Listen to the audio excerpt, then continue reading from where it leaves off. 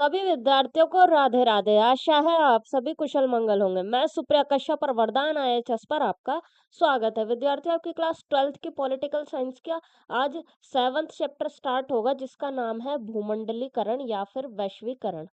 तो आइए बिना समय के बर्बादी करते हुए चैप्टर को स्टार्ट करते हैं। इसमें आपका फर्स्ट टॉपिक आ जाता है वैश्वीकरण का अर्थ व परिभाषा। वैश्वीकरण को भूमंडलीकरण भी कहा जाता है। ठीक है, अगर एग्जाम में भूमंडलीकरण आ जाए वैश्वीकरण के स्थान पर, तो इसका अर्थ सेम ही है, दोनों एक ही बात है। ओके, अब देखो वैश्वीकरण का शाब्दिक अर्थ। ठीक है, लिटरल मीनिंग है प्रवाह। ठीक है, प्रवाह मतलब एक चीज का या फिर एक मनुष्य का एक स्थान से दूसरे स्थान पर आना या जाना, ठीक है, गति होना, वो चीज कहलाती है प्रवाह। तो अब आप कहोगे कि ठीक है भाई, प्रवाह तो, लेकिन प्रवाह किस चीज का होता है वैश्वीकरण की प्रक्रिया के अंदर? ठीक है, तो देखो, वस्तु, पूंजी, विचार या सेवा का एक देश से दूसरे देश में प्रवाह होता है। ठीक है, वैश्वीकरण में किस चीज का प्रवाह होता है? मीनिंग मैंने आपको बता दिया कि प्रवाह होता है, इसका शाब्दिक अर्थ लिटरल मीनिंग। ओके, तो अब इसमें प्रवाह किस चीज का होता है, आवागमन किस चीज का होता है? तो देखो, वस्तु का होता है, पूंजी का होता है, विचार का होता है या फिर सेवा का होता है, इसमें आवागमन, इसमें प्रवाह होता है। देखो, अब एक ऐसी परिभाषा आप जान लो जो कि आपकी 10th से लेकर के बीए तक काम में आएगी। आप इसको लिख सकते हैं 10th से लेकर के बीए में। ओके, देखो, एक देश की अर्थव्यवस्था को दूसरे देश की अर्थव्यवस्था के साथ जोड़ना या फिर मिलाना वैश्वीकरण कहलाता है। ठीक है, एक देश की अर्थव्यवस्था को दूसरे देश की अर्थव्यवस्था से जोड़ना या मिलाना, वो वैश्वीकरण कहलाएगा। फिर इनके बीच जो है व्यापार होंगे। ठीक है, बिना टैक्स टैक्स रहित इनके मध्य व्यापार होंगे। फिर उससे क्या होगा, इनकी अर्थव्यवस्था जुड़ेगी एक दूसरे से। ओके, प्रवाह के कारण विश्वव्यापी पारस्परिक जुड़ाव उत्पन्न होता है। अर्थात जो विश्व है ना, उसके मध्य एक संबंध उत्पन्न होता है, मित्रतापूर्ण संबंध उत्पन्न होते हैं, जुड़ाव उत्पन्न होता है, प्रेम उत्पन्न होता है, स्नेह उत्पन्न होता है उनके बीच में, पूरे विश्व के बीच में। ठीक है, प्रवाह के कारण। ओके, और अब एक देखो याद रखने लायक पॉइंट, भारत ने वैश्वीकरण की प्रक्रिया को 1991 में अपनाया था। ठीक है, एमसीक्यू के लिए आप इसको याद कर लीजिए, आ सकता है आपके एमसीक्यू में। ओके, नेक्स्ट टॉपिक आपका आ जाता है वैश्वीकरण की अवधारणा। ठीक है, यह बहुआयामी अवधारणा है क्योंकि इसमें राजनीतिक, आर्थिक व सांस्कृतिक पक्ष इत्यादि आते हैं। देखो, जो वैश्वीकरण है, इसमें क्या होता है, प्रवाह होता है। प्रवाह किस चीज का होता है? पूंजी का, संस्कृति का, अर्थ का, अर्थ यानी कि पैसा। ओके, इन सब चीजों का क्या होता है, प्रभाव होता है। तो इनसे क्या सिर्फ एक ही पक्ष अफेक्ट होता है? नहीं ना, सभी पक्ष जो है उन पर प्रभाव पड़ता है, किसी एक ही पक्ष पर प्रभाव नहीं पड़ता। ओके, तो इस कारण से क्या हो जाएगी, ये बहुआयामी अवधारणा हो जाएगी, मल्टी डायमेंशनल ये अवधारणा हो जाएगी। ठीक है, एक पक्ष क्योंकि इसका नहीं है, इससे जो है राजनीतिक पक्ष भी प्रभावित होगा, इससे आर्थिक पक्ष भी प्रभावित होगा, इससे सांस्कृतिक पक्ष भी प्रभावित होगा। तो इसलिए ये जो अवधारणा है, ये एक आयामी अवधारणा नहीं है, ये बहुआयामी अवधारणा है। ओके, नेक्स्ट टॉपिक आपका आ जाता है वैश्वीकरण के कारण। ठीक है, वैश्वीकरण की प्रक्रिया क्यों हुई? ठीक है, तो देखो, सबसे पहला इसमें आ जाता है आपका प्रौद्योगिकी, यानी कि टेक्नोलॉजी। ठीक है, देखो, टेक्नोलॉजी से क्या हुआ, टेलीग्राफ, टेलीफोन, मोबाइल व माइक्रोचिप। ठीक है, ये अगर देखो टेक्नोलॉजी आई तो ये जो चीजें मैंने आपको बताई, टेलीग्राफ, टेलीफोन, मोबाइल, माइक्रोचिप, और अब तो वर्तमान में इंटरनेट, ठीक है, इंस्टाग्राम, सोशल मीडिया, ये सब हो गया। तो इनसे टेक्नोलॉजी से क्या आई, ये चीजें आई। ठीक है, इनसे क्या हुई, इनसे हुई संचार की क्रांति, इन चीजों से क्या हुई, संचार में क्रांति हुई। ठीक है, संचार जो है बहुत तेज गति से फिर होने लग गया। ओके, देखो, टेलीफोन आया, अब एक स्थान पर कुछ घटना हुई, फटाक से फोन करके बता दिया दूसरे स्थान पर कि भाई यहाँ पे ऐसे ऐसे हो गया। तो वहां पर वो किस लिए ऐसे हम बता पाए, संचार में क्रांति हुई इसी कारण तो बता पाए। टेक्नोलॉजी से ये चीजें आई, इन चीजों के द्वारा संचार और तेजी से हुआ। ठीक है, संचार में इससे क्या हुई, क्रांति हुई। ठीक है, इससे विचार, वस्तु, पूंजी व लोगों का आवागमन आसान हुआ। ठीक है, देखो विचार, जो विचार है, संचार में क्रांति आ जाने के कारण एक देश के विचार दूसरे देश में गए, दूसरे देश के विचार तीसरे में गए, पूरे विश्व में ऐसे ऐसे विचार गए। ओके, वस्तु, वस्तु क्या, अब देखो हम, इंटरनेट का जमाना है।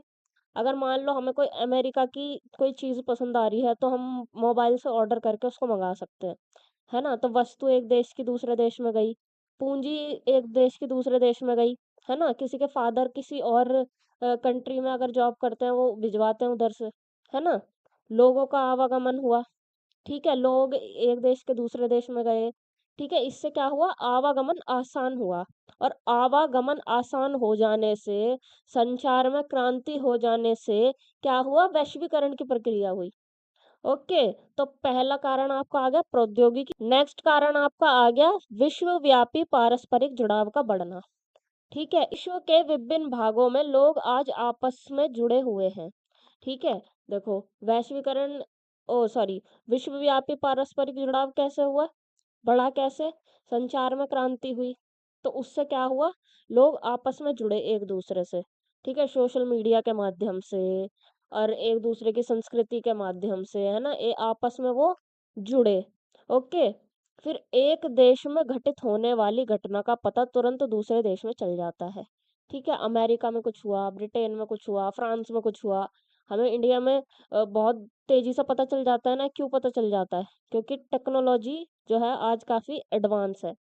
ओके, तो इससे क्या हुआ, विश्वव्यापी पारस्परिक जुड़ाव बढ़ने से क्या हुआ, वैश्वीकरण की प्रक्रिया हुई।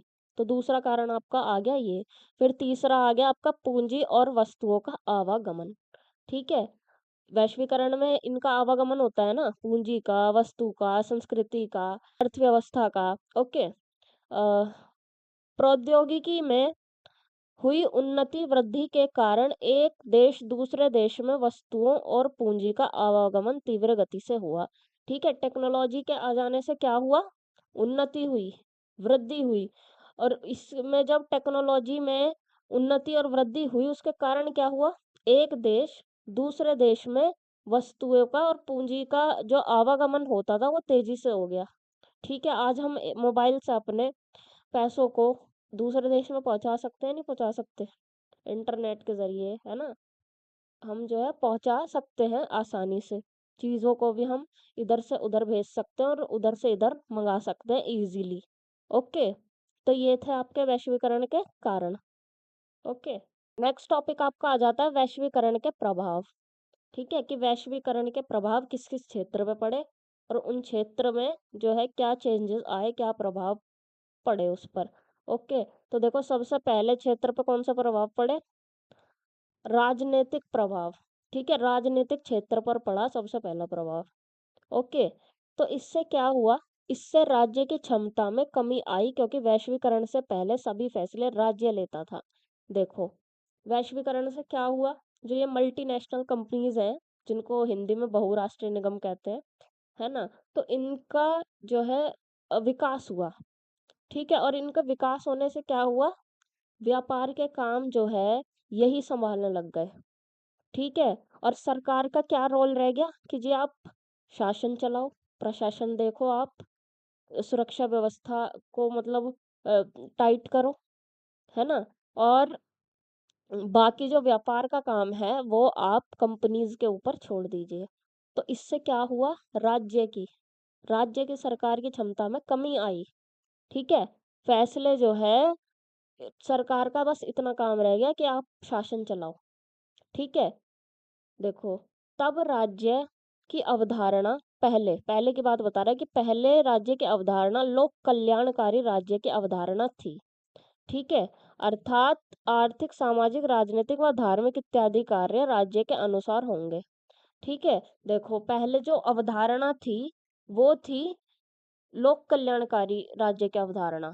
उसमें क्या होता था कि जो भी कोई कार्य करा जाता था या कुछ भी कोई एक्टिविटी होती थी, वो देश के हिसाब से होती थी, देश की जनता के हिसाब से होती थी। अब चाहे वो आर्थिक हो, चाहे वो सामाजिक हो, चाहे वो राजनीतिक हो, चाहे धार्मिक हो, कोई भी कार्य देश के अनुसार होते थे।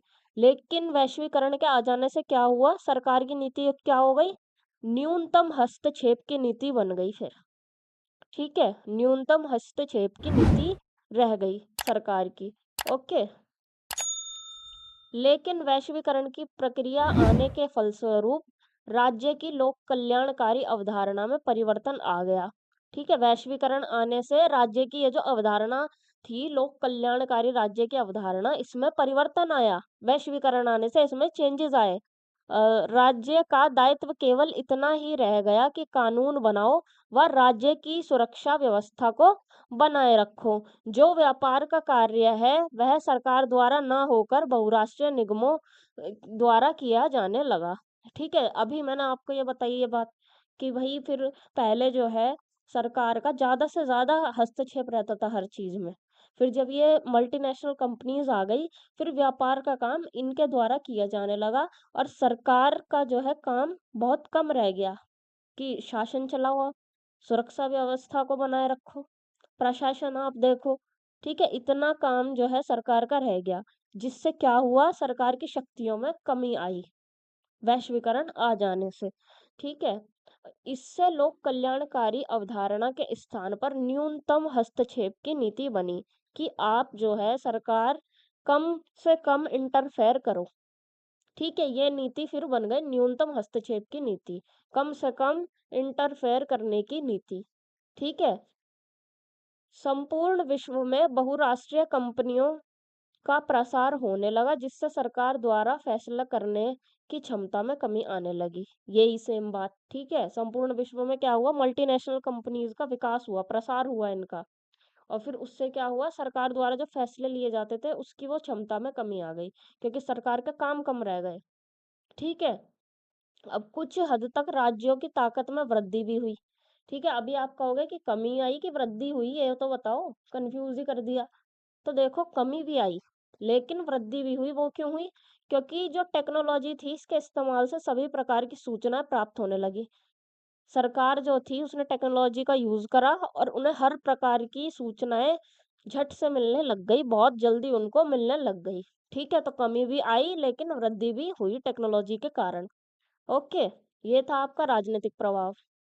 नेक्स्ट आ जाता है आर्थिक क्षेत्र पर प्रभाव। तो देखो, वैश्वीकरण के प्रभावों का यह सबसे महत्वपूर्ण पक्ष है क्योंकि सबसे अधिक प्रभाव इसी क्षेत्र पर पड़ा। देखो, जो वैश्वीकरण के जो प्रभाव पड़े ना, सबसे ज्यादा सबसे ज्यादा प्रभाव पड़ा आर्थिक क्षेत्र पर, और यही सबसे अधिक महत्वपूर्ण पक्ष भी है। ठीक है, देखो अब पहला प्रभाव क्या पड़ा, विभिन्न देशों के मध्य आर्थिक प्रवाह तीव्र गति से हुआ। ठीक है, जो आर्थिक प्रवाह हो रहा था वो जो है तेजी से हुआ वैश्वीकरण के कारण। ठीक है, जो पैसा इधर से उधर आ रहा था और उधर से इधर आ रहा था, वो तेजी से हुआ। ठीक है, और विदेशी मुद्रा भंडार में वृद्धि हुई। ठीक है, वो कैसे हुई, देखो, जब मल्टीनेशनल कंपनीज आई, ठीक है, तो उन उससे क्या हुआ, हमारे देश में विदेशी मुद्रा भी बढ़ी। ठीक है, जैसे कि भारत में डॉलर आ गया या फिर अमेरिका में रुपया इकट्ठा होने लग गया, तो ऐसे ऐसे करके जो विदेशी मुद्रा थी, ठीक है, उसका जो हमारा भंडार होता है उसमें अब वृद्धि हुई। ठीक है, वो बढ़ी, विदेशी मुद्रा भंडार हमारा बढ़ा। ठीक है, एक ये प्रभाव पड़ा दूसरा। और फिर तीसरा, आयात निर्यात से प्रतिबंध हटा लेने के कारण बाजार विश्व समुदाय के रूप में सामने आए। ठीक है, देखो, आयात निर्यात, एक्सपोर्ट इंपोर्ट, ठीक है, इससे क्या हुआ, प्रतिबंध हटा लिया गया। ठीक है, प्रतिबंध कैसे हटा लिया गया, मतलब इस पे जो है टैक्स जो लगता था पहले, उस टैक्स को हटा दिया गया। ठीक है, उससे क्या हुआ, जब टैक्स हटा लिया गया, एक तो ये बढ़ा, इम्पोर्ट एक्सपोर्ट बढ़ा, टैक्स हटा लिया तो ऑब्वियस सी बात है आयात निर्यात बढ़ेगा। और फिर उससे क्या हुआ, जो संपूर्ण जो विश्व है ना, वो एक समुदाय, एक समाज, एक, ये कह लो कि परिवार के रूप में एक सामने आया। सबने जो है अच्छे से व्यापार किया फिर। ठीक है, टैक्स हटा लिया या फिर कर कह लो कि कर हटा लिया। ठीक है, इससे संपूर्ण विश्व एक समुदाय के रूप में सामने आया। चौथा, बहुराष्ट्रीय कंपनियों का विकासशील देशों में निवेश बढ़ने लगा। ठीक है, जो बहुराष्ट्रीय जो कंपनियां थी ना, मल्टीनेशनल कंपनीज, उनका विकासशील देशों में, विकासशील देश मीन्स जैसे भारत, पाकिस्तान, बांग्लादेश, श्रीलंका, नेपाल, भूटान, ठीक है, ये सब कौन सी श्रेणी में आते हैं? विकासशील देशों की श्रेणी में आते हैं। विकसित देशों की श्रेणी में कौन कौन आ गए? रूस, फ्रांस, चाइना, ब्रिटेन, अमेरिका, ये सब आपके आ गए विकसित देशों की श्रेणी में, क्योंकि इन्होंने अपने आप को परिपूर्ण कर लिया है हर एंगल से। ठीक है, तो इसलिए विकसित है। हम लोग अभी विकासशील है, लेकिन बहुत तेजी से हमारे देश का विकास बढ़ रहा है, बहुत ही ज्यादा तेजी से। और कुछ सालों में आने वाले हम भी विकसित देशों की श्रेणी में आने लगेंगे। ठीक है, तो जो ये मल्टीनेशनल कंपनीज जो है, इन्होंने जो विकासशील देशों में ना इन्वेस्टमेंट बढ़ाई है अपनी। ओके, इससे विकासशील देशों का विकास हुआ। ठीक है, और फिर पांचवा, धनी वर्ग और अधिक धनी हुए। जो धनी वर्ग था, ठीक है, वो और ज्यादा उनके पास पैसा आया, क्योंकि देखो जो वैश्वीकरण की प्रक्रिया है, इसमें कौन भाग ले पाएगा? मिडिल क्लास या फिर गरीब लोग तो भाग इसमें नहीं ले पाएंगे। भाग इसमें कौन ले पाएगा? अमीर लोग ले पाएंगे। अमीर लोग लेंगे, उनका फायदा होएगा, तो वो क्या होंगे? वो और ज्यादा अमीर होंगे। तो धनी वर्ग जो था, वो और अधिक धनी हो गया इससे। ठीक है, और फिर छठा, रोजगार में वृद्धि हुई। अब देखो फैक्ट्रीज लगेंगी। ठीक है, कोई विदेशी देश हमारे यहाँ आके फैक्ट्री लगाएगा, या फिर हमारे भी देश के लोग फैक्ट्री लगाएंगे। ठीक है, मल्टीनेशनल कंपनीज खुलेंगी, या फिर हमारी भी देश की कंपनीज जो खुलेंगी, तो उनसे क्या होगा? वहां पर एम्प्लॉयज की जरूरत होगी, वहां पे कारीगरों की जरूरत होगी, तो वो हायर करेंगे, हायर करेंगे तो क्या होगा? रोजगार में वृद्धि होगी। ठीक है, तो ये था आपका पूरा आर्थिक प्रभाव, ये इस पे पड़े। अब तीसरा और लास्ट आपका आ जाता है सांस्कृतिक प्रभाव। ठीक है, देखो रहन सहन, खान पान व सोचने पर प्रभाव पड़ा। ठीक है, देखो जो रहन सहन होता है ना, वैश्वीकरण के कारण उस पर भी प्रभाव पड़ता है। खान पान होता है, उस पर भी पड़ता है। जो हमारे विचार होते हैं उस पर भी पड़ता है। कैसे? देखो, आज हमारा रहन सहन भारत का कैसा हो गया है? विदेश जैसा हो चुका है। कहीं कोरिया के पीछे लोग पागल हैं। ठीक है, कहीं आपके जो है पश्चिमी सभ्यता के ऊपर पागल है। ठीक, आजकल हमारा जो मूल, जो हमारा रहन सहन था, वैसा रहन सहन हमारा नहीं है। कपड़े भी हम जो है विदेशी कपड़े पहनते हैं। ओके, वेस्टर्न ड्रेसेस पहनते हैं, सूट बूट पहनते हैं, जीन्स पहनते हैं, ये हमारे देश के मूल वस्त्र नहीं है। ठीक है, तो हमारा रहन सहन इससे परिवर्तन हुआ। खान पान, आज से 13-14 साल पहले या 12-13 साल पहले मोमोज को कोई भी नहीं जानता था, और आज देखो आपको हर गली के नुक्कड़ पर लगभग मोमोज के ठेले आपको मिल जाएंगे। ठीक है, तो खान पान पर प्रभाव पड़ता है, सोचने पर प्रभाव पड़ता है। ठीक है, आप रील्स में देख सकते हैं, हमारे देश के जो मूल संस्कार हैं वो खोते जा रहे हैं, है ना? लेकिन और देश के जो हमारे सोच विचार हैं वो हम ग्रहण करते जा रहे हैं, और देश की संस्कृति हम लोग ग्रहण करते जा रहे हैं हमारी संस्कृति को छोड़कर। तो रहन सहन पर प्रभाव पड़ता है, खान पान पर पड़ता है, सोचने पर पड़ता है। ठीक है, पश्चिमी संस्कृति का दबदबा हुआ। अब देखो ये जो वैश्वीकरण हुआ ना, इससे जो संस्कृति का आदान प्रदान हुआ, तो सबसे ज्यादा दबदबा किसका हुआ? पश्चिमी संस्कृति का। ठीक है, देखो पश्चिमी संस्कृति का कैसे हुआ? क्योंकि आधे से ज्यादा दुनिया को इन्होंने, ब्रिटेन ने गुलाम बना के रखा था, तो उनका ही इन्फ्लुएंस ज्यादा हुआ। ठीक है, तो इनका दबदबा हुआ पूरे विश्व में वैश्वीकरण के कारण। ठीक, तीसरा प्रभाव आपका पड़ा, स्वदेशी संस्कृति का धीरे धीरे पतन होने लगा। वही बात जैसे मैंने आपको बताया कि अपनी संस्कृति को छोड़कर आज भारतवासी और विदेशी संस्कृति को अपनाते जा रहे हैं, पश्चिमी संस्कृति को अपनाते जा रहे हैं, और हमारी मूल संस्कृति तो कहीं पर मर ही चुकी है लगभग लगभग। ओके, तो आज के पार्ट में केवल इतना ही, आगे का हम नेक्स्ट पार्ट में देखेंगे। अगर आपको इसमें कोई भी प्रॉब्लम हो, कोई डाउट रह गया हो, तो आप बेझिझक मुझसे अभी कमेंट सेक्शन के माध्यम से पूछ सकते हैं, या फिर बाद में भी आप मुझसे सोशल मीडिया पर कांटेक्ट करके पूछ सकते हैं, आपका डाउट क्लियर करवा दिया जाएगा। ओके, आपको ये वीडियो पसंद आई हो तो इसको लाइक कीजिए, कमेंट सेक्शन में अपना रिव्यू दीजिए, और अपने दोस्तों के साथ इसको शेयर कीजिए। और वरदान IHS को ज़रूर ज़रूर सब्सक्राइब करें, और बेल आइकन को भी याद से प्रेस कर लें, ताकि वीडियो का नोटिफिकेशन सबसे पहले आपको मिल सके। और आप हमें टेलीग्राम, व्हाट्सएप और इंस्टाग्राम पर भी ज्वाइन कर सकते हैं। इसके नोट्स आपको पीडीएफ की फॉर्म में टेलीग्राम पर शेयर कर दिए जाएंगे। ये हमारा सोशल मीडिया हैंडल है, हालांकि इसका लिंक आपको डिस्क्रिप्शन में भी मिल जाएगा। तो मिलते हैं इस चैप्टर के नेक्स्ट पार्ट में। तब तक के लिए स्वस्थ रहिए, पढ़ते रहिए। जय हिंद, जय भारत, राधे राधे।